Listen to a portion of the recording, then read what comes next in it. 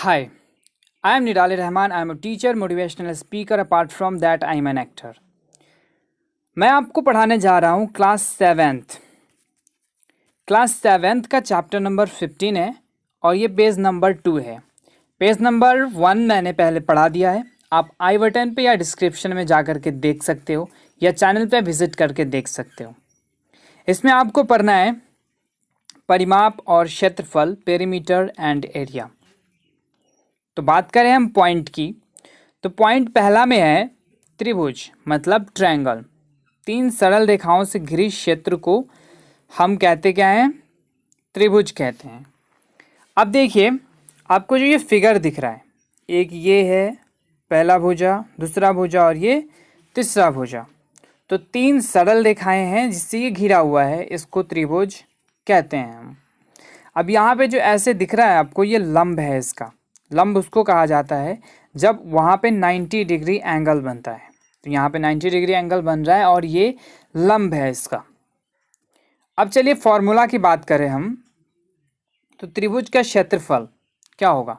क्षेत्रफल ये है इसका पूरा, जो मैं पेंट कर रहा हूँ आपको जो दिख रहा है स्क्रीन पे, ये जो पेंट कर रहा हूँ मैं, ये त्रिभुज का क्षेत्रफल है। इसका क्षेत्रफल कैसे निकाला जाता है?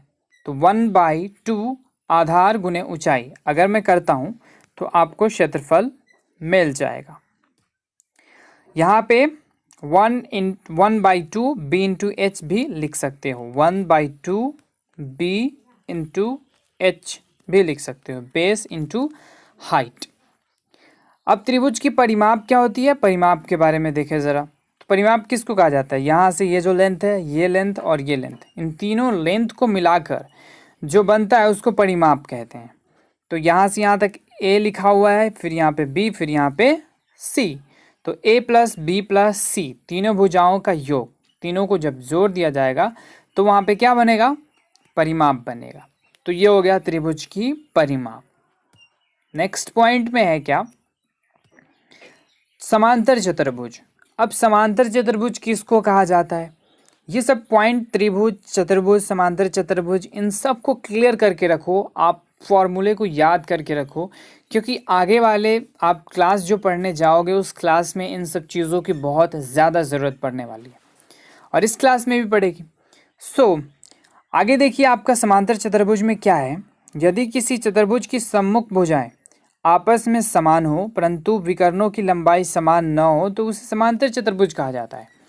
मतलब ये हुआ कि सम्मुख भुजाएं मतलब सामने सामने वाली भुजाएं। तो ये भुजा और ये भुजा दोनों इक्वल होगा, ये भुजा और ये भुजा इक्वल होगा, लेकिन इसका जो विकर्ण होगा, ये वाला इसका विकर्ण होता है, ये वाला विकर्ण होता है, दोनों विकर्ण होता है। तो ये जो विकर्ण है इसकी लंबाई सेम नहीं होंगी, अलग अलग होंगी, एक डिफर करेगा, एक दूसरे से अलग अलग होगा। तो ये समांतर चतुर्भुज कहलाता है। अब समांतर चतुर्भुज के फॉर्मूला के बारे में बात करें तो पहला फॉर्मूला है, यहाँ पे आपका देख लो, ये आधार है जो कि बेस लिखा जाता है, नीचे जो होता है वो बेस है, और ये आपका हाइट है। मैंने हाइट बता दिया कि जहाँ पे 90 डिग्री का एंगल बनता है उसे हम हाइट कहते हैं। समांतर चतुर्भुज का क्षेत्रफल आधार इंटू ऊंचाई से हम लोग निकाल सकते हैं, b इंटू एच से डायरेक्टली हम लोग निकाल सकते हैं, राइट। चलिए अब नेक्स्ट पॉइंट की बात करें। नेक्स्ट पॉइंट में आपका वृत्त है, मतलब इसको सर्कल इंग्लिश में कहा जाता है। गोलाकार आकृति को वृत्त कहा जाता है। जो भी गोलाकार चीज़ आप देखते हो, जैसे कि साइकिल का पहिया या आप कार के पहिए को देखते हो या कुछ भी देखते हो जो कि गोलाकार होता है, एकदम गोल होता है, वो वृत्त कहा जाता है। अब इसमें कुछ पॉइंट्स है उसको क्लियर कर दूं मैं। यहाँ पे एक सेंटर तो होगा ही इसका, राइट। तो इस सेंटर से लेकर के इसकी परिधि जो ये वाली है, इस परिधि तक जो रेखा जाता है उसको त्रिज्या कहा जाता है, जैसा कि इंडिकेट किया गया हुआ है आपको फिगर में, और ये वाला परिधि होता है। अब देखिए इसका जो पूरा पेंटेड भाग है ये क्षेत्रफल है, और यहाँ पे जो ऐसे पूरा खींचा हुआ है सेंटर से लेकर पूरे दोनों तरफ की परिमाप को मिलाया गया है, इसको हम लोग कहते हैं व्यास, डायमीटर। इसको रेडियस, त्रिज्या या डायमीटर होता है। अब देखिए यहाँ पे जैसा कि लिख दिया है, पेंट किया गया भाग क्षेत्रफल है यहाँ पे, और ये व्यास है। अब देखिए वृत्त का क्षेत्रफल क्या होता है, इसको ज़रा हम लोग समझ लें। तो वृत्त का क्षेत्रफल होता है πr², वृत्त की परिधि होती है 2πr, और वृत्त की त्रिज्या D/2 मतलब व्यास बाई 2, इतना बाई 2 मतलब जो त्रिज्या है वो दोगुना होता है, राइट, व्यास का। अब देखिए यहाँ पे क्या है, वृत्त का व्यास 2 इंटू त्रिज्या, जो कि मैंने अभी बोला, वही चीज़ है यहाँ पे 2r भी इसको लिखा जाता है, ठीक है। तो चलिए बात करते हैं हम नेक्स्ट पॉइंट की, और नेक्स्ट पॉइंट में है, तो चलिए अब नेक्स्ट पॉइंट की बात करें हम। नेक्स्ट पॉइंट में है, आपको मैंने यहाँ पे जो पॉइंट्स लिखा दिए हैं, इन पॉइंट्स को आप याद कर लोगे। जैसे कि आपको 100 millimetre square equal to 1 centimetre होता है, तो ये चीज़ें आप याद कर लोगे, राइट। यहाँ पे स्क्वायर छूट गया, यहाँ पे स्क्वायर आप दे दोगे।